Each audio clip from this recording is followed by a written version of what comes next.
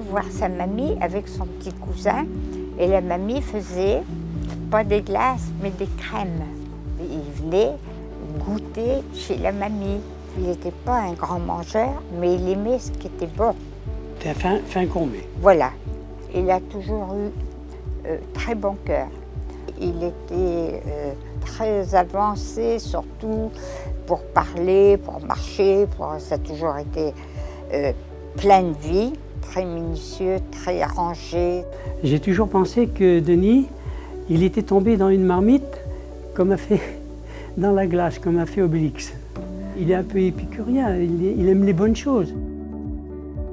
Voilà, je retombe dans mon enfance, puisque je passais le petit pont, je sortais de chez ma grand-mère, elle me donnait 20 centimes. J'allais voir le glacier juste derrière, qui faisait ses glaces ici.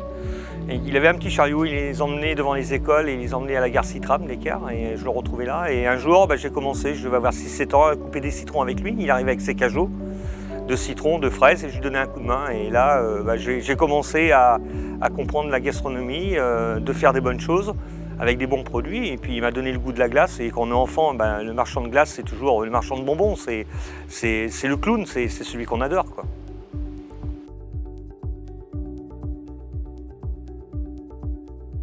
J'ai toujours voulu créer mon entreprise, me développer et être acteur de ma vie. Ça, c'est très ancré chez moi. Une fois que j'ai senti que j'étais capable de maîtriser toute une ligne de production, j'ai dit là, je peux me lancer. Si ce n'est que j'ai ciblé la qualité, le très haut de gamme. Il y a 20 ans, le marché était fait de glace industrielle ou des petits artisans, comme j'ai connu. J'ai eu le toupet de faire de la glace d'un petit artisan à grand volume, mais d'une qualité artisanale de très haut de gamme. Et à 33 ans, je me suis senti les armes de me lancer, mais personne dans ma famille a cru en moi. Mais mon projet n'était pas sain, puisque j'ai démarré avec un petit chariot. Et en fin de compte, mon entreprise n'était pas fiable, puisque j'ai perdu ma maison, j'ai perdu ma voiture. Et en fin de compte, j'ai poussé les portes de grande surface, ce qui a fait que j'étais prêt en termes de marketing à vendre ces produits. Ça m'a coûté des années de faire des animations dans les magasins pour faire déguster les produits, pour me faire connaître, puisque je n'avais pas de moyens de faire de la PLV, de la pub. Et c'est vraiment le meilleur moyen, c'est de faire goûter les gens quand on a des super produits, on arrive tout de suite à les convaincre. Maintenant, il serait fier de lui, oui, c'est sûr.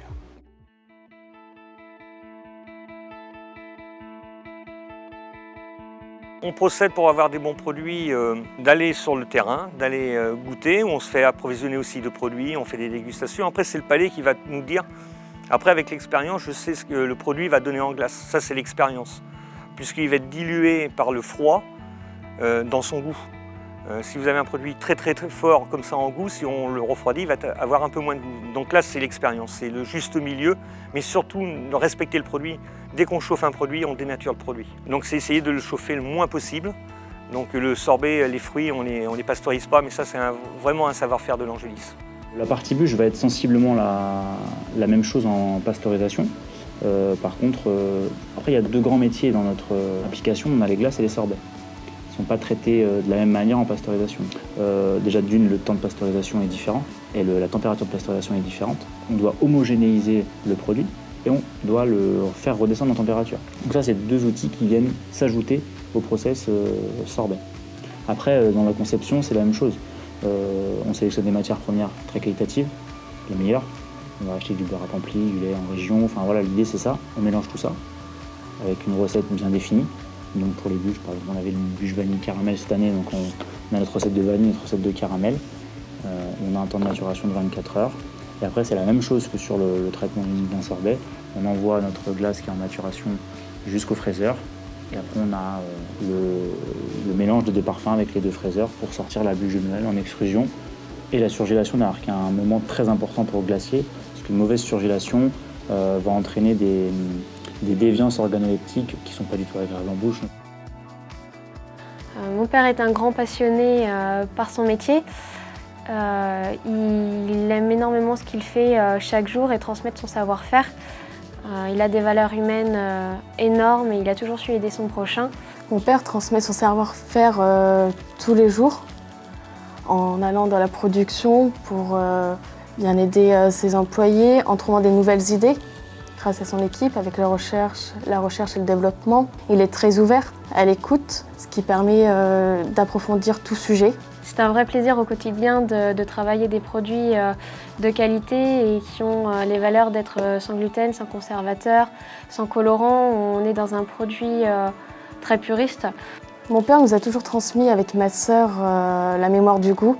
Et c'est grâce à ça qu'aujourd'hui, ça nous donne envie de persévérer dans l'entreprise, de l'aider aussi à trouver de nouveaux parfums dans toute notre jeunesse, nos souvenirs.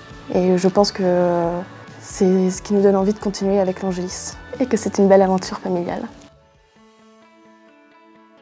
La difficulté pour moi, c'est dès que c'est très bon, il y a peu de productivité.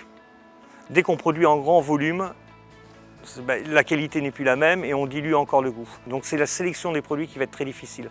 Et j'ai vraiment un étranglement dans les années à venir, c'est d'avoir suffisamment de matières premières de très haut de gamme pour les transformer. Donc je ne vais pas pouvoir produire des millions de litres, c'est pas possible avec la qualité qu'on produit aujourd'hui. Ma réflexion, c'est que je vais plutôt monter des unités de production dans le monde plutôt que de faire venir les matières premières en France, les transformer pour les renvoyer.